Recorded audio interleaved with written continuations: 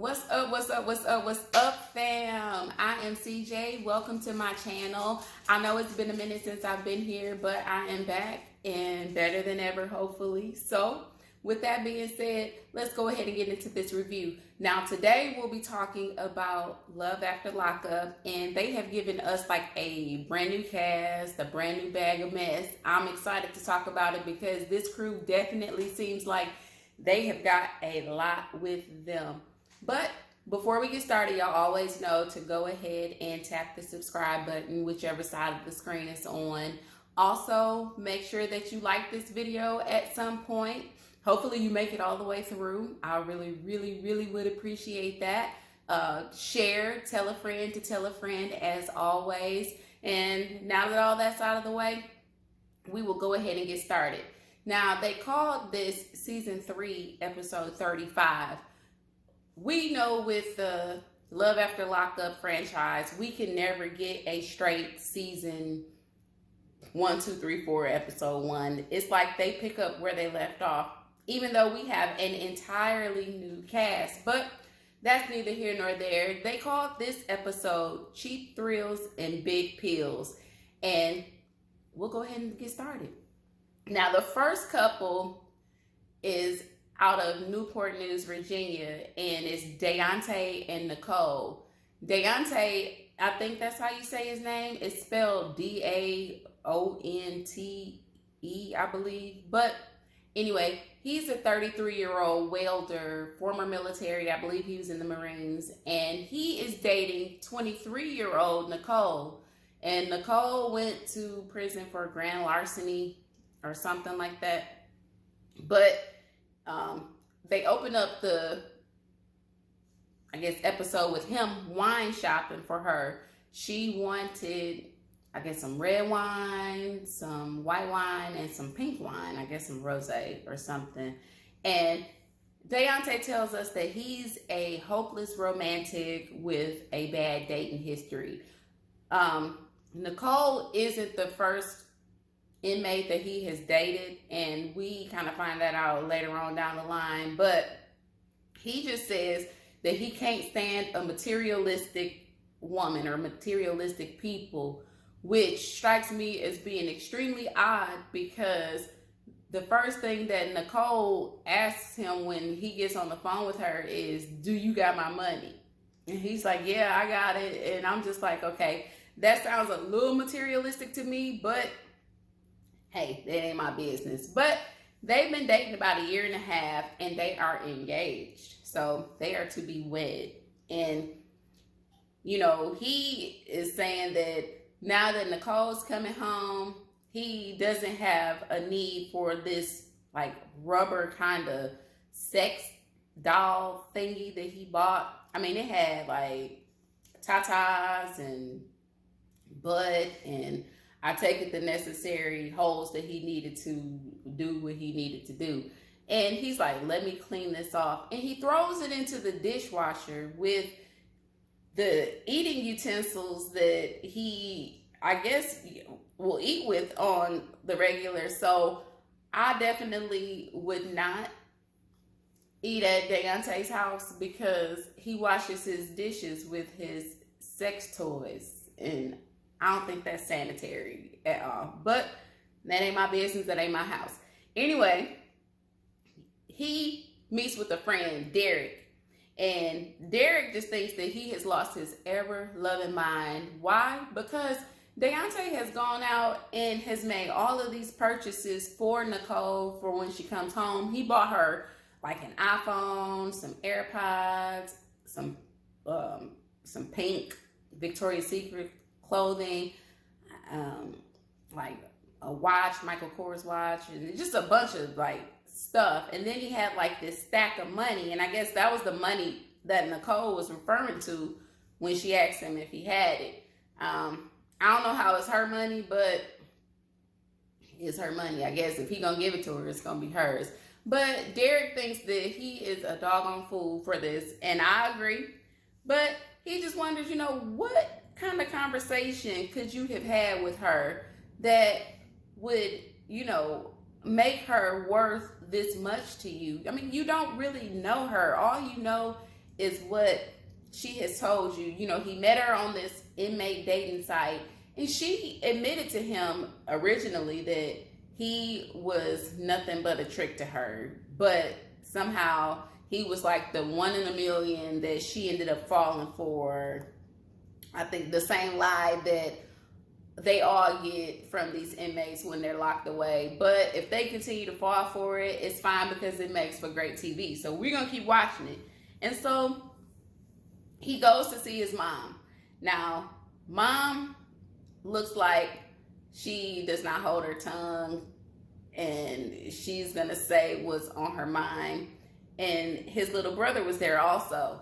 And, you know, the mom is kind of asking him, you know, hey, when are you going to fix my door? And he's like, well, I don't know. I got to get time because Nicole is coming home in 2 days. And so the mom was like, oh, is that so? And so he goes on to talk to her, and the mom just wants to make sure that he does not fall into the same trap that he fell into with his last ex, who was also this, you know, convict that he got with. And when she got out of jail, things were not the way that he thought they were.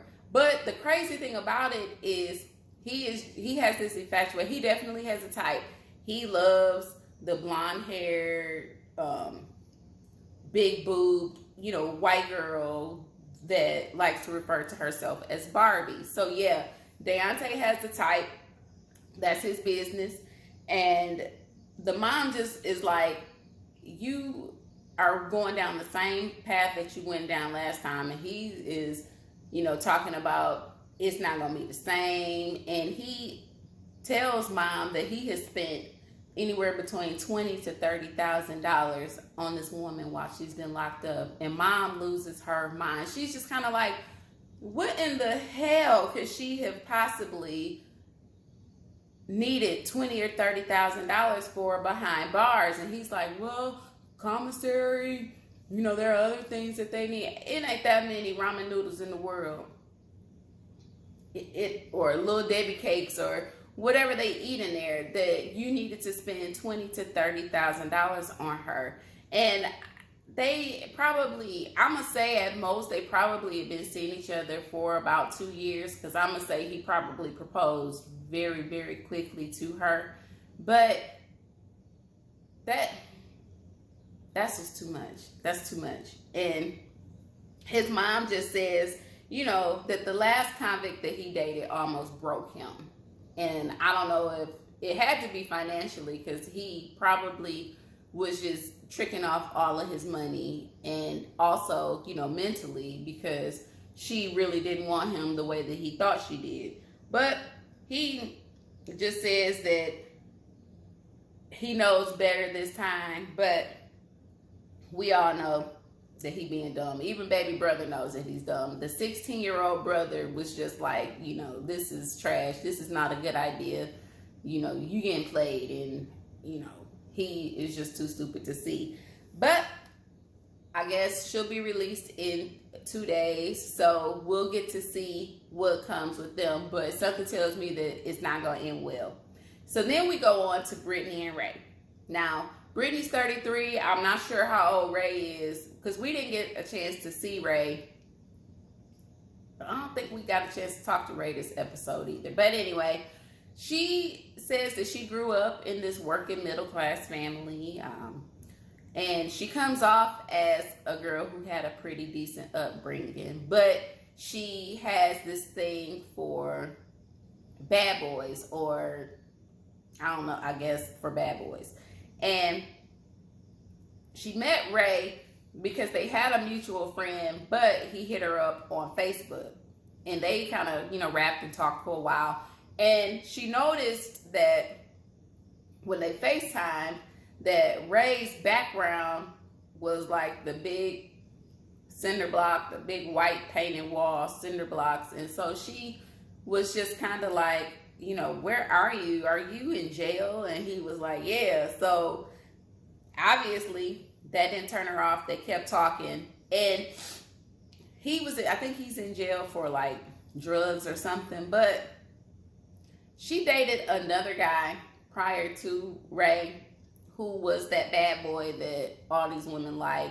And he ended up beating her ass and beating her ass quite badly to the point where she had to call the cops and get him locked up.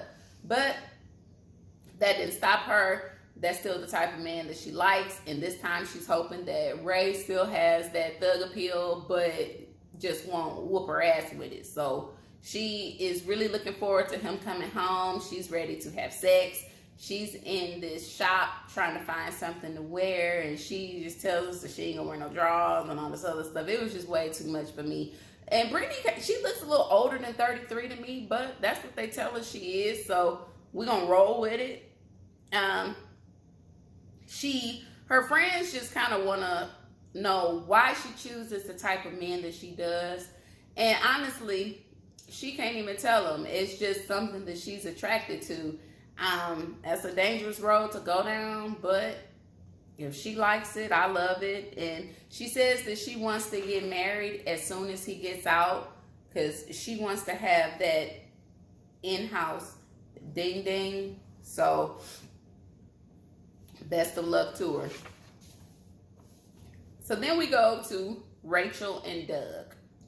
Rachel is 35, and I think she's an engineer, and Doug is 28, and he's in prison. He's been in prison for 11 years, so I guess he went to prison when he was 17, kind of like Quaylen, from the other season, but he's 28 years old, and he is due to be released very soon. Now, Rachel, she was a former Marine. She served in the Marine Corps for 4 years. She also is attracted to the bad boys, hence being on Love After Lockup. Like, she met him on an inmate dating site, and she just feels like she wouldn't be able to get the same kind of sex from a regular white-collar gentleman, an accountant or something. She just thinks that inmates have better ding-ding, and this is what's in her mind. So anyway, they have dated,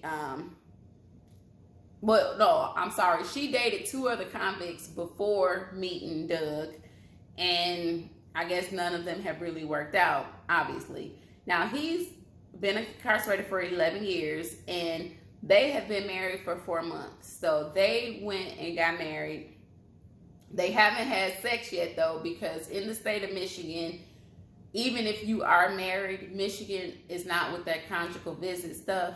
But she says that she's managed to give him like hand jobs or something. They've been getting freaky deaky, in the prison one way or the other, but they just have not had sexual intercourse with one another. But Doug kind of calls her while she's home with 2 of her friends, and he was literally like barking orders at her on the phone, telling her what she needs to do, and you need to call my PO, and you need to do this and do that. And she thinks that that's sexy. Most women would be turned off by that, but in some weird way, Rachel, like that's a turn on for her, and that's kind of scary. And I also failed to mention that Rachel has been taking care of Dougie. And who is Dougie? Dougie is Doug's son. I guess he had Dougie when he was very young, because Dougie is probably 12 or 13. And if Doug's been away for 11 years, that means that he had to have had him when he was about, 15, 16 years old. But Dougie has been staying with her because of the pandemic, and she can offer him a better life because Dougie's mom is battling like with a severe addiction, and I guess they just think that it's best that he stay with Rachel, which I think is kind of weird, because in a way you can tell that Dougie, he barely listens to Rachel, in my opinion. She had to ask him several times to put the game controller down to have a conversation with him. And then she had said something to him earlier, and he kind of snapped back at her with this, rude, comment or rude reply, but she likes that kind of stuff. So I got a feeling that Doug's gonna be disrespecting her right along with his son, and that's gonna be her idea of love. But anyway, the boy, he's mad at his dad for being out of his life for so long, but at the same time, he longs for a relationship with him. So he is willing to listen to whatever his dad says, and he is just gonna be happy to have his dad back in his life. And we go on next to Courtney and Josh. Now, they are from Urbana, Ohio. Let's see. I did get Courtney's age. She's 30. I don't think I got Josh's age. But anyway, Courtney's 30, and this is her third marriage. And she, looking at her, she gives me Brittany vibes from Love After Lockup. She does kind of remind me of her a little bit, especially like from her side profile. From the front, she's kind of giving me Brittany's mama vibes, just because she looked like she led a little hard life. But anyway, she met Josh when she was actually serving as a prison lieutenant where he was locked up. And they started a relationship, and she would come and visit him with these wild ass notions that all she had to do was wear like different wigs, and her coworkers weren't gonna notice that it was her. But needless to say, it's against the law for, you know, the staff to have relationships with the inmates. And that she got caught, and because she got caught, you know, she broke the law. She had to serve 60 days in jail. And not only that, she is currently serving 2 years probation. So she kind of messed up her career for this relationship, but she says that it was worth it and she would do it again because they are in love and yada, yada, yada. But anyway, they got married 6 months after they started dating. And they had to have that double proxy wedding where basically neither of them were present for the wedding. There were 2 stand-ins, and so basically somebody else had a wedding for them, but their names are on all the paperwork and they're married. Their relationship to me is a little strange because she cannot go and see him because she, you know, is on probation. She's considered a convict as well. So they can't see one another. So all they can do is talk on the phone and talk about their dreams. He can't even stay with her when he gets out. When he's paroled, he can't parole at her house because she is on parole herself. So therefore, I don't know how this marriage is gonna work, but she said that they're gonna make it work. And the day of his release arrives. I guess he's gonna be one of the first ones that we get to see on the outside. And she has her friend Audra drive with her to go and get him. Now, she's not even allowed on the premises to pick him up, so they take her away to some parking lot or skate park or wherever it is, and she has to sit there while Audra goes and drives to the facility where he's being released and pick him up and bring him to her. And this is where it gets kind of weird because I guess they got this standing joke where he wrote her a card or made her a card or something, and it just says, "I'm kind of a big deal," where they did wordplay on like the dill pickle or whatnot.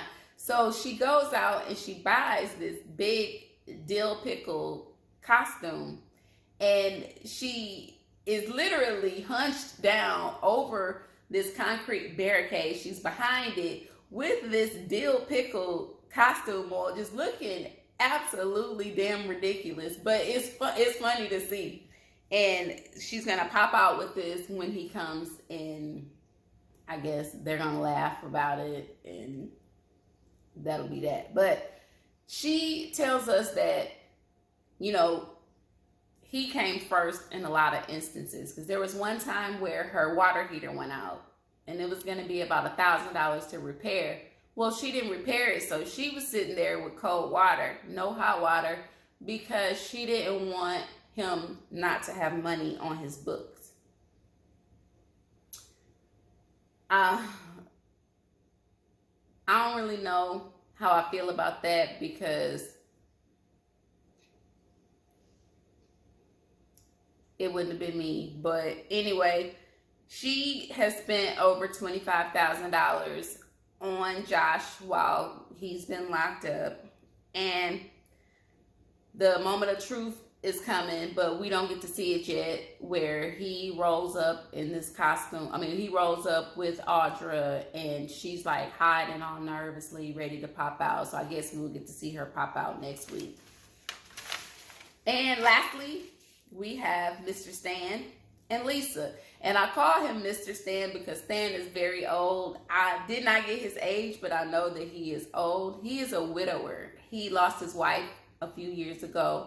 And he is also a multimillionaire. He is worth about $2.3 million. And Lisa is not. But Lisa, she met him on like this site, Seeking Arrangements or something, basically where men get with women and they already know what the deal is. They're seeking like sexual arrangements with you. So they got together and they did the do once, and I guess he really liked it, but they didn't get a chance to do it again because shortly thereafter, Miss Lisa got locked up. So Miss Lisa is serving time, and she's soon to be released.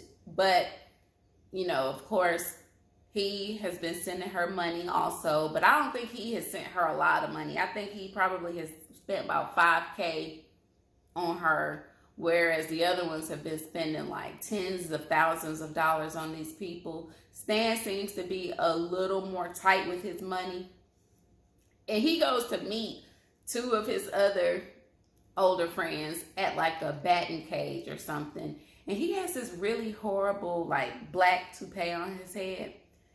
And his sides are like brown and gray, but this is like black up here, and it just looks extremely strange to me. And I have a hard time watching him on this TV just because of that. But I guess I'll get used to it.